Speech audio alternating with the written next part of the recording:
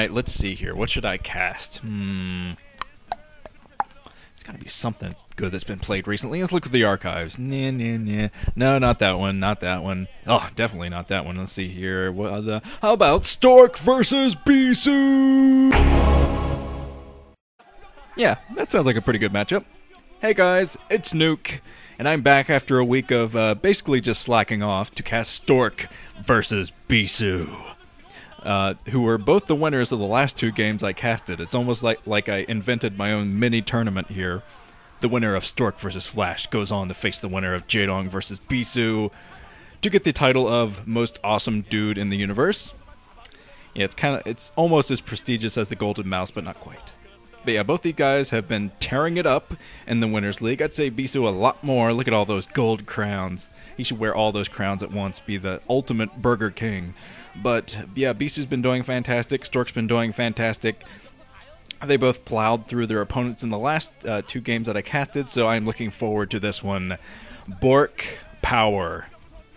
And really, this is probably my favorite mirror matchup and my favorite rivalry. It's definitely the best rivalry within the mirror matchups. I can't think of anyone else that any two players who play the same race who would stack up to these two guys. But okay, here we go. I have no idea what map this is on. God, I should have done my research, but I was too excited. And I should get this out of the way right now. Well, let me sync first. Except down at the 8 o'clock position in green is Stork. They cut very quickly there.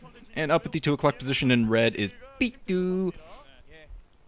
So alright, I should get this out of the way. If you haven't seen the rest of this series, you should probably go watch it now, because this might ruin it. I don't know for sure, but it might potentially decide this, because if Stork wins this, Samsung Khan is going to take this series against SK Telecom T1. But if Bisu wins, he moves on to face another Khan dude, because the player Reality, the Terran player Reality, off of Khan already got them 3 wins. But Bisu took him down, so now he's got to face Stork. Stork down here in green.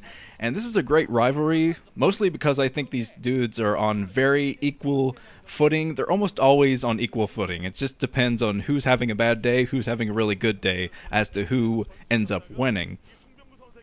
Of course, they are both responsible for the best PvP ever played, which was the 5th set of the... what MSL was that?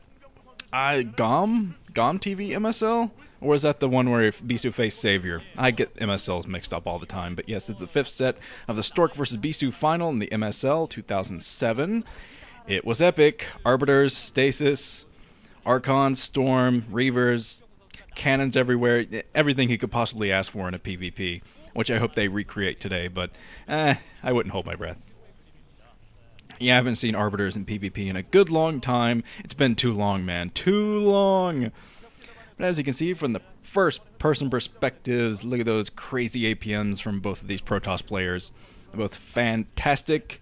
And actually, I'd say, even though I just said that they were very even in terms of how they're playing recently, I'd say Stork is the underdog in this particular matchup, because recently, as Stork has been sent out, the other team will say, okay, Stork's weakest matchup these days is PvP, which it is. So they throw out a Protoss player, and sometimes Stork gets stomped.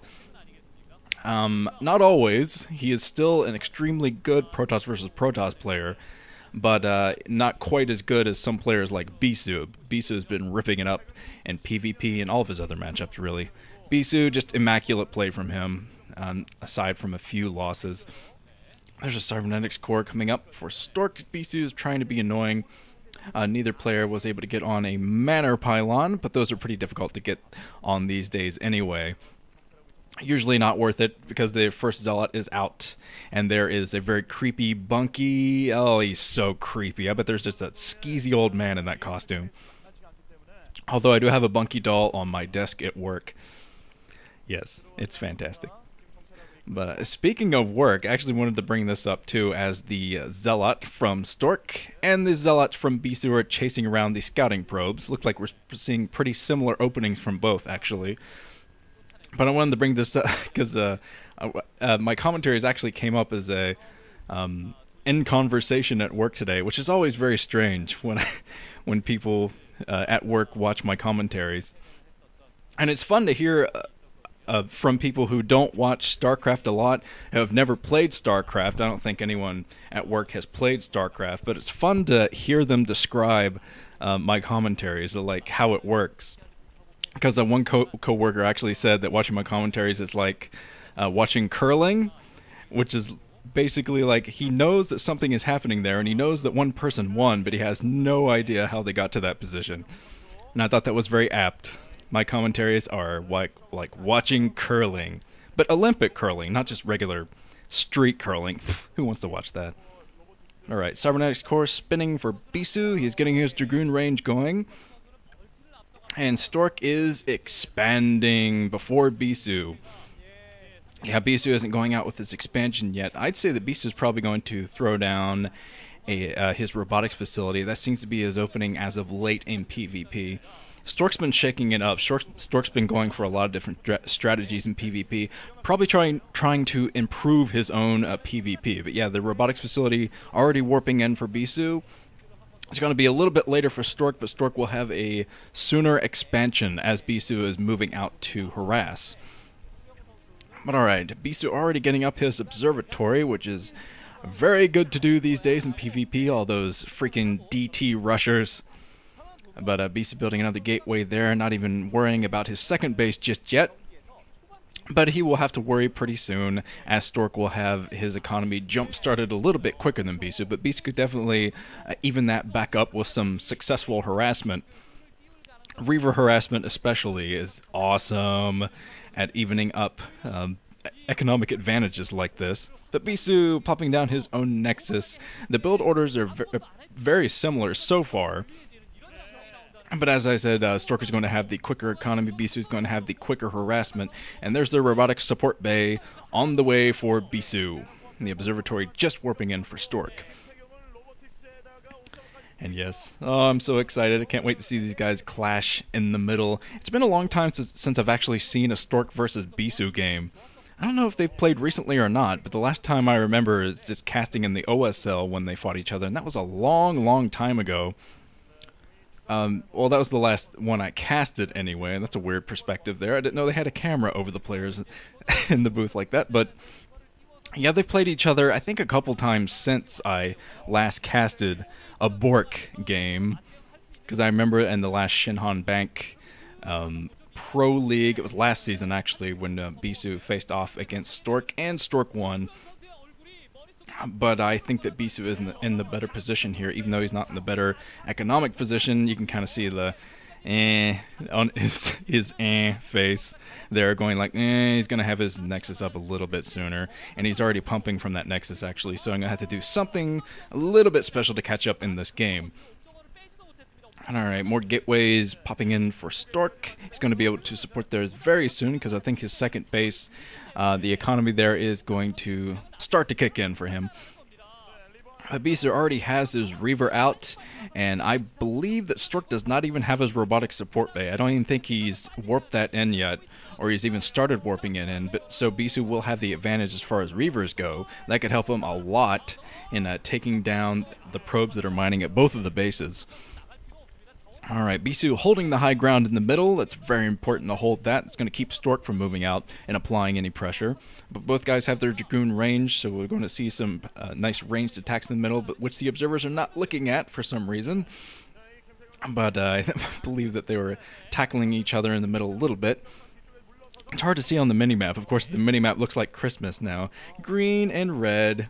Yeah, Christmas not too far away, guys, but Bisu is deciding to commit to this. He's coming in with his Reavers, that's why he's deciding to commit, but he has the Reaver out front. Stork gets spooked and runs away as both players take out the respective observers on the other side. So now Stork knows about the shuttle. He saw the shuttle and he saw the Reavers, so he's going to know to prepare himself for that Reaver harassment inside of his main, which Bisu is actually not going for. I'm kind of surprised, really. Because, yeah, that would be his big advantage at this point in the game, is to get some harassment on, but maybe in the back of his brain he's like, well, Stork is expecting it. I can't do what he's expecting of me. But Stork, actually, I didn't see any Dragoons to the side of his base. He might have them there, but the observers didn't really look at it. But Bisu is holding his own at his natural expansion, playing defensively, which is very unlike Bisu.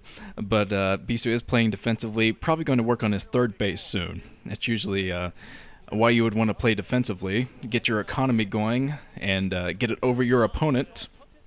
Which, if he does go for the third base now, he will be over Stork as far as base count, because Stork, I don't think, has his third base yet. Like I said, minimap is kind of hellish to look at, but no, Stork does not have his third base yet, but he'll probably plop that down soon. Forge up for cannons and upgrades, as Bisu, I believe, has his Templar archives warping in a lot faster than Stork, so he's going to have High Templar out there to get the storms.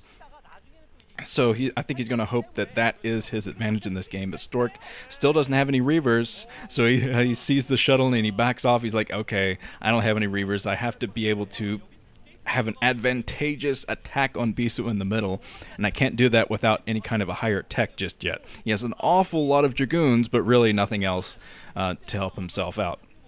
Because if Bisu gets some nicely timed scarabs, some nicely placed scarabs, he'll just wipe out Stork's entire army. And Stork knows that. That's why he's kind of backing off, picking his battles. But an observer from Stork goes down inside of Bisu's main, while Stork, I believe, is researching his +1 attack for all of his ground units. A lot of gateways from both players on each side.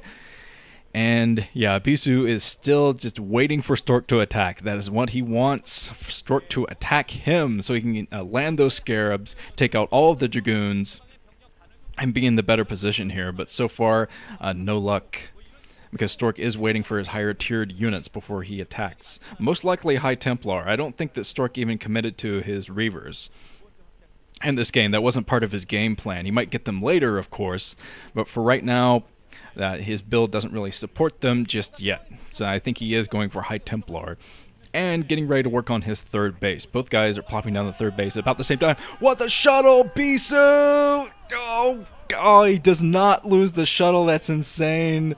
Bisu was like one shot away. Yeah, he was one shot away from losing that shuttle.